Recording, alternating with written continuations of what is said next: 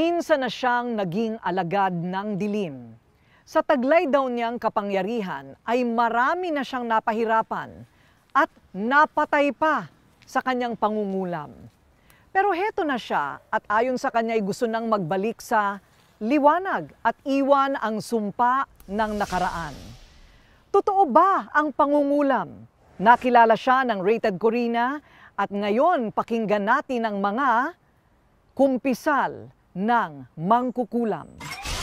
Sa akin, totoo ang kulam.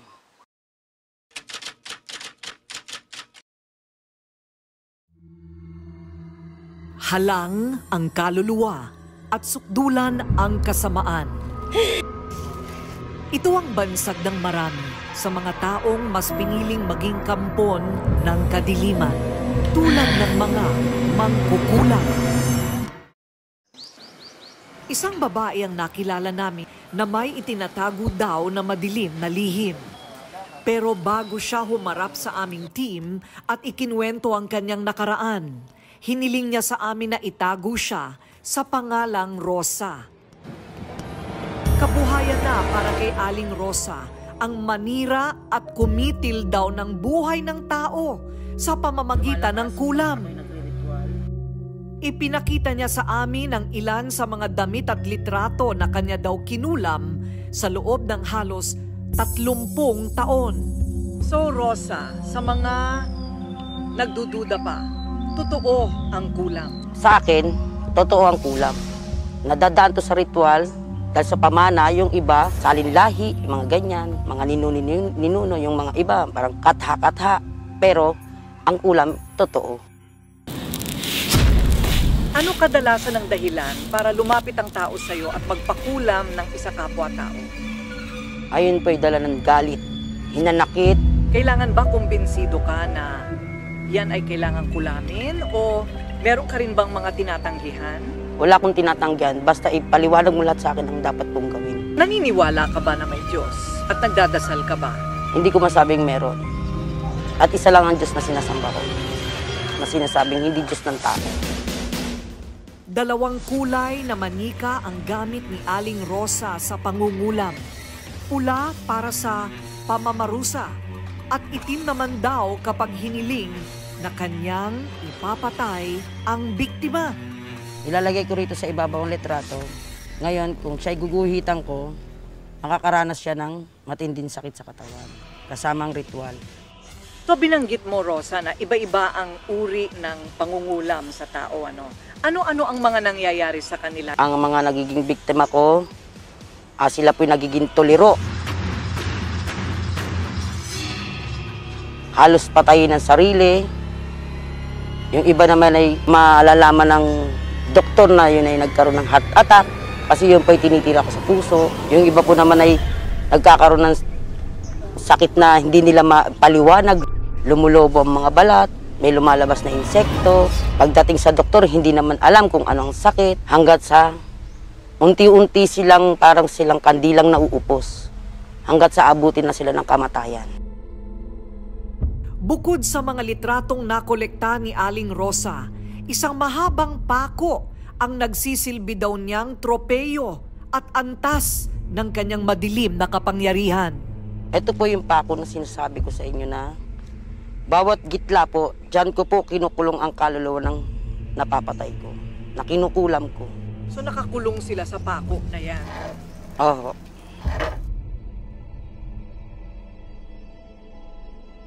Sa murang edad na 12 anyos, napako kay Aling Rosa noon ang tila sumpa sa kanya ng kapalaran.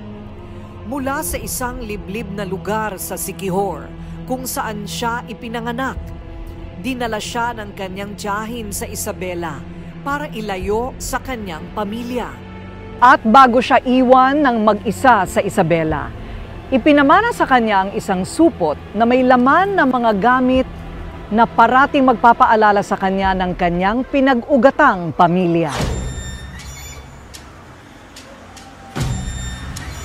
Ano ang laman ng bag nung binuksan mo? Nagtaka po ako, yun po'y may lamang bungo.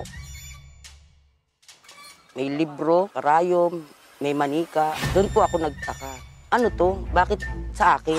Yung libro na yun, tinatawag ako. Pilit niyang inaano ang katawan ko, isip ko na, buksan mo ako, kahit wala akong naririnig. Hindi ako marunong magbasa, hindi ako nakapag-aral. Pero bakit sa bawat letrang nakikita ko, nababasa ko sa isip ko. Dahil sa takot na may makaalam ng kanyang pinakatatagong lihim, inilayo ni Rosa ang sarili sa ibang tao sa loob ng mahabang panahon. Hanggang sa makilala ang isang lalaking inakala niya na tatanggap sa kanyang buong pagkatao. Merong isang lalaki na napaibig ako, naging kasintahan ko, nagkaroon kami ng anak. Doon niya nalaman na, ano to? Para saan to mga to? Ha? Wala kang alam. Mangkukulam ka ba? nakakala ko ako, di mo ko iiwan. Bakit ganun? Saan ka pupunta? Alis na ako dito. Ano kami ng anak mo? Iiwan mo ba kami basta-basta ng anak mo? Ayoko sa'yo! Demonyo ka! Ikaw na lang natitira kong pamilya. Nung iniwan ka niya, parang siguro nagalit ka rin sa mundo, ano? Galit na galit. At dito na nabuo ang mas matinding galit sa kanyang puso na nag-udyok sa kanya na yakapin na rin ang naging buhay ng kanyang mga kadugo. Meron bang kailangang gawin ng isang tao bago maging isang ganap na mangkukulam? Meron. Yun po isang sinasabi nilang sangkap na makukuha mo sa sarili mong dugo. Yung oras na yun, hindi ko na kaya. Hanggat sa nalaglag yung bata, Buhay ang bata nung lumabas o hindi rin? buhay po siya. Ako na mismo pong kumitil ng buhay niya para ipaligo sa akin ang dugo ng sarili kong anak sa buong katawan ko na para maging matinding mangkukulam.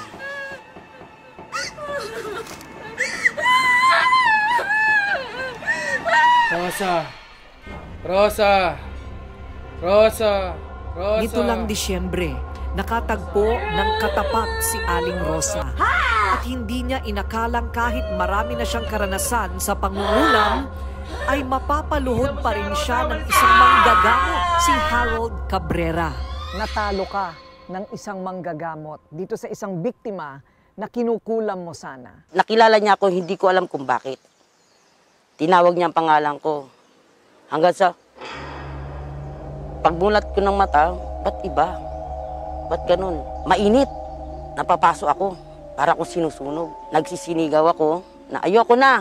Tigilan mo na ako. Hindi ko na gagawin, hindi ko na ulitin. Nakakala ko yun ang aking katapusan. Parang wala sa pagkatao mo yung sumusuko. Ano ang nakita mo dito sa manggagamot na si Harold na bumigay ka din?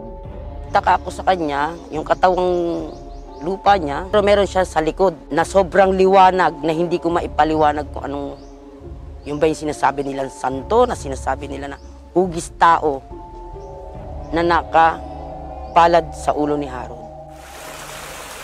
Matapos mag-usap ni na Aling Rosa at Harold sa gitna ng panggagamot, nagkita ng personal ang dalawa para sa isang ritual.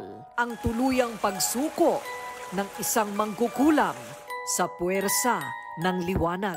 Ano yung ritual kahapon?